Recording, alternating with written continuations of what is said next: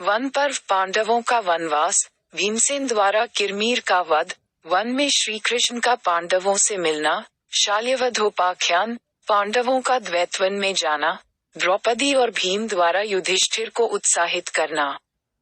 इंद्रकील पर्वत पर अर्जुन की तपस्या, अर्जुन का किरातवेशधारी शंकर से युद्ध, पाशुपतास्त्र की प्राप्ति, अर्जुन का इंद्रलोक में जाना, नल दमयंती आख्यान। नाना तीर्थों की महिमा और युधिष्ठिर की तीर्थयात्रा, सौगंधिक कमल आहरण, जटासुर वध, यक्षों से युद्ध, पांडवों की अर्जुन विषयक चिंता, निवात कवचों के साथ अर्जुन का युद्ध और निवात कवच संहार। अजगर रूपधारी नहुष द्वारा भीम को पकड़ना, युधिष्ठिर से वार्तालाप के कारण नहुष की सर्पयोनि से मुक्ति, पांडवों का काम्यकवन में निवास और मार्कंडेय ऋषि से संवाद, द्रौपदी का सत्यभामा से संवाद। घोषयात्रा के बहाने दुर्योधन आदि का द्वैतवन में जाना, गंधर्वों द्वारा कौरवों से युद्ध करके उन्हें पराजित कर बंदी बनाना, पांडवों द्वारा गंधर्वों को हटाकर दुर्योधन आदि को छुड़ाना, दुर्योधन की ग्लानि। जयद्रथ द्वारा द्रौपदी का हरण, भीम द्वारा जयद्रथ को बंदी बनाना और युधिष्ठिर द्वारा छुड़ा देना, रामोपाख्यान, पतिव्रता की महिमा, सावित्री सत्यवान की कथा। दुर्वासा की कुंती द्वारा सेवा और उनसे वर प्राप्ति, इंद्र द्वारा कर्ण से कवच कुंडल लेना। यक्ष युधिष्ठिर संवाद और अंत में अज्ञातवास के लिए परामर्श का वर्णन है। पांडवों का वनवास जुए की शर्त के अनुसार युधिष्ठिर को अपने भाइयों के साथ 12 वर्ष का वनवास तथा 1 वर्ष का अज्ञातवास बिताना था। युधिष्ठिर ने माता कुंती को विदुर के घर पहुंचा दिया तथा सुभद्रा अपने पुत्र अभिमन्यु और द्रौपदी के 5 पुत्रों को लेकर अपने मायके चली गई। पांडव द्रौपदी तथा अपने पुरोहित धौम्य के साथ वन को चल दिए। अनेक ब्राह्मण उनके साथ चल दिए। ब्राह्मणों को साथ देखकर पुरोहित धौम्य की सलाह पर युधिष्ठिर ने सूर्य की उपासना की और सूर्यदेव ने उन्हें एक अक्षय पात्र दिया जिसका भोजन कभी समाप्त नहीं होगा। उस अक्षय पात्र द्रौपदी ब्राह्मणों को तथा पांडवों को भोजन खिलाती तथा अंत में खुद खाती। इस बीच विदुर द्वारा पांडवों की प्रशंसा करने पर धृतराष्ट्र ने विदुर को निकाल दिया। पर कुछ ही दिनों में विदुर की याद आने पर कुछ ही दिनों में विदुर को बुला लिया। पांडव वन में अपना जीवन बिताने लगे। वन में ही व्यास जी पांडवों से मिले तथा सलाह दी कि वन रहकर दिव्यास्त्रों की शिक्षा प्राप्त करो। उन्होंने अर्जुन को सलाह दी कि कैलाश पर्वत पर जाकर भगवान पशुपति से दिव्यास्त्र तथा इंद्र से अमोघ अस्त्र भी प्राप्त करें। अर्जुन की तपस्या तथा दिव्यास्त्र की प्राप्ति महर्षि व्यास की सलाह पर अर्जुन कैलाश जा पहुँचे। रास्ते में उन्होंने देखा कि एक जटाधारी वृद्ध तपस्वी बैठा है। तपस्वी ने अर्जुन से कहा कि यह तपोभूमि है, यहाँ कोई अस्त्र लेकर नहीं चलता। अर्जुन ने विनम्र भाव से कहा, मैं क्षत्रिय हूँ। तपस्वी के रूप में वे इंद्र थे। उन्होंने अर्जुन से वर मांगने को कहा। अर्जुन ने इंद्र से दिव्यास्त्र मांगा। इंद्र ने बताया कि पहले तुम भगवान शंकर से पाशुपत अस्त्र प्राप्त करो, फिर अन्य देवता भी तुम्हें दिव्यास्त्र देंगे। अर्जुन ने तपस्या शुरू की तथा 5 महीने बीत गए। एक दिन एक जंगली सुअर वन से आ निकला। अर्जुन ने जैसे ही उस पर बाण चलाने की सोची तो देखा कि एक शिकारी भी उस सुअर पर बाण चलाने को तैयार है। दोनों के बाण एक साथ सुअर को लगे। अर्जुन ने व्याध से कहा कि जब मैंने उस पर बाण चला दिया था तो तुमने उस पर बाण क्यों चलाया? व्याध हंस पड़ा और बोला कि उसे तो मैंने पहले ही निशाना बना लिया था। अर्जुन को व्याध पर क्रोध आ गया तथा उसने व्याध पर तीर चला दिया, पर व्याध पर बाणों का कुछ असर न हुआ। अर्जुन ने धनुष फेंककर तलवार से आक्रमण किया, पर व्याध के शरीर से टकराकर तलवार भी टूट गई। अर्जुन व्याध से मल्ल युद्ध करने लगे, पर थक जाने पर अचेत होकर गिर पड़े। अर्जुन ने सोचा कि पहले इष्ट देव की पूजा कर लूं, फिर व्याध से लड़ूंगा। व्याध ने भी अर्जुन से कहा, ठीक है, पूजा करके शक्ति बढ़ा लो। अर्जुन ने पूजा करके जैसे ही शिव की मूर्ति पर माला चढ़ाई तो देखा कि वह माला व्याध के गले में पड़ी है।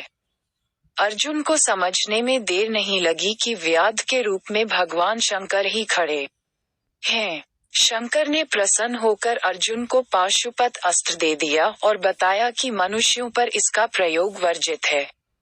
अर्जुन की इंद्रलोक यात्रा रास्ते में अर्जुन को इंद्र के सारथी मालती रथ लेकर प्रतीक्षा करते दिखाई दिए। मालती ने अर्जुन को बताया कि इंद्र ने तुम्हें बुलाया है, वहां चलिए और असुरों का संहार कीजिए।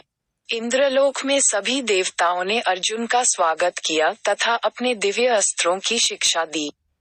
अर्जुन ने असुरों का संहार किया। एक रात अर्जुन अपने भाइयों और द्रौपदी के बारे में सोच रहे थे कि स्वर्ग की अप्सरा उर्वशी उनके पास आकर बैठ गई। अर्जुन ने उर्वशी को माता कहकर संबोधित किया क्योंकि वे उनके गुरु इंद्र की अप्सरा हैं। मैं यहाँ शास्त्र तथा नृत्य संगीत की शिक्षा के लिए आया हूँ। विद्यार्थी का धर्म भोग नहीं है। उर्वशी ने अपने प्रयोजन में असफल रहने का कारण अर्जुन को 1 वर्ष तक निर्वीर्य रहने का शाप दिया, पर कहा कि यह शाप तुम्हारे लिए वरदान सिद्ध होगा। 1 वर्ष के अज्ञातवास में तुम नपुंसक के रूप में अपने को छिपा सकोगे। अनेक वर्षों तक अर्जुन का समाचार न मिलने पर पांडव चिंतित रहने लगे। तभी नारद ने आकर उन्हें बताया कि वे शीघ्र ही महर्षि लोमश के साथ आकर मुझसे मिलेंगे। तब तक आप देश भ्रमण तथा तीर्थ दर्शन कर लीजिए। कुछ दिनों बाद लोमश ऋषि ने आकर अर्जुन का समाचार सुनाया। लोमश ऋषि के साथ पांडव तीर्थों के दर्शन करने चल दिए। उन्होंने प्रयास, वेद तीर्थ, गया, गंगा सागर तथा प्रभास तीर्थ के दर्शन किए। प्रभास तीर्थ से वे सिंधु तीर्थ होकर कश्मीर पहुँचे। यहाँ से वे हिमालय के सुबाहु राज्य में पहुँचे। यहाँ से वे बद्रिका आश्रम भी गए। भीम की हनुमान से भेंट। एक दिन सहस्त्र दलों वाला एक कमल हवा से उड़कर द्रौपदी के पास आ गिरा। उसने भीम से ऐसे ही पुष्प लाने को कहा। भीम पुष्प की तलाश में आगे बढ़ते गए। रास्ते में एक सा बंदर लेटा हुआ था। भीम ने गर्जकर उसे रास्ता छोड़ने को कहा, पर बंदर ने कहा कि मैं बुढ़ा हूँ, तुम ही मेरी पूंछ उठाकर एक ओर रख दो। भीम ने पूंछ उठाने की बहुत कोशिश की, पर भीम से उसकी पूंछ हिली भी नहीं। भीम हाथ जोड़कर उस बंदर के आगे आ खड़े हुए। बूढ़े बंदर कहा कि मैं राम का दास हनुमान हूँ, तुम मेरे छोटे भाई हो। भीम ने हनुमान से माफी मांगी और प्रार्थना की कि आप मेरे भाई अर्जुन के नंदघोष रथ की ध्वजा पर बैठकर महाभारत का युद्ध देखिए। हनुमान ने भीम की यह प्रार्थना स्वीकार कर ली। हनुमान ने भीम को कमल सरोवर का पता भी बताया। सरोवर पर पहुंचकर भीम ने फूल तोड़ने शुरू कर दिए तो सरोवर के राक्षस यक्षों ने उन्हें रोका। भीम राक्षसों को मारने लगे। जब सरोवर के स्वामी कुबेर को पता चला कि पांडव यहाँ आए हैं, तो प्रसन्नता से वहां के फूल पांडवों के पास भेजे। यहीं रहकर पांडव अर्जुन की प्रतीक्षा करने लगे। कुछ समय बाद आकाश से एक रथ आया तथा अर्जुन उसमें से उतरे। पांडवों तथा द्रौपदी की प्रसन्नता की सीमा न रही। दुर्योधन आदि का गर्व हरण वन में पांडवों को नीचा दिखाने के लिए दुर्योधन ने एक योजना बनाई। कर्ण, शकुनी आदि के साथ अपनी रानियों को लेकर वह वन पहुंचा। एक दिन दुर्योधन की इच्छा रानियों को लेकर सरोवर में स्नान करने की हुई। सरोवर के तट पर गंधर्वों का राजा चित्रसेन ठहरा हुआ था। दुर्योधन ने उस ओर की जमीन साफ करने के लिए अपने आदमियों को भेजा, जिन्हें चित्रसेन धमकाकर भगा दिया। दुर्योधन ने सैनिक भेजे, पर चित्रसेन ने उन्हें भी भगा दिया। कर्ण और शकुनी को साथ लेकर दुर्योधन गंधर्वों के सामने आ डटा। चित्रसेन उस समय स्नान कर रहा था। उसने कौरव सेना पर बाण वर्षा शुरू कर दी। फिर सम्मोहन अस्त्र का प्रयोग किया। कर्ण का रथ काट दिया, दुर्योधन को पाश में बांध दिया और कौरवों की रानियों को कैद करके स्वर्ग ले चला। रानियों ने भीम, अर्जुन तथा युधिष्ठिर को सहायता के लिए पुकारा। इसी समय दुर्योधन के मंत्री ने भी आकर युधिष्ठिर से कौरवों की विपत्ति का वर्णन किया तथा सहायता की प्रार्थना की। भीम तो प्रसन्न थे, पर युधिष्ठिर ने कहा कि यह हमारी प्रतिष्ठा का प्रश्न है।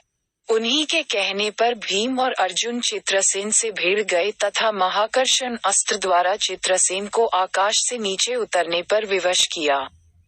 भीम ने महिलाओं के साथ दुर्योधन को रथ से उतार लिया। चित्रसेन और अर्जुन मित्रवत मिले। दुर्योधन बहुत लज्जित था। उसने धर्मराज को प्रणाम किया तथा अपनी राजधानी लौट आया। वन पर्व के अंतर्गत 22 उप पर्व और 315 अध्याय हैं।